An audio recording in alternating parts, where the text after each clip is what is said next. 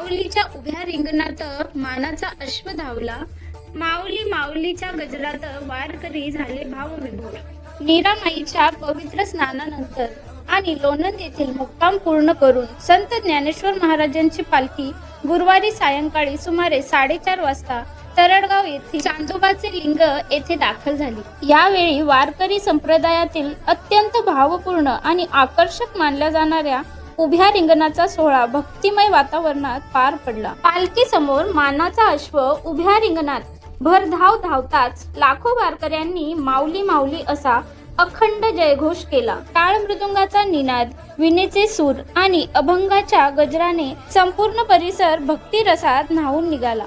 उभ्या रिंगणाचा हा क्षण अनुभवण्यासाठी वारकरी, भाविक आणि स्थानिक नागरिकांनी मोठी गर्दी केली होती. वारकरी परंपरेनुसार रिंगणात धावणारा मानाचा अश्व हा संत ज्ञानेश्वर माऊलींच्या दिव्य उपस्थितीचे प्रतीक मानले जाते. अश्वाच्या टाप्यांनी उधळलेली पवित्र माती कपाळी लावण्यासाठी भाविक मोठी गर्दी करतात.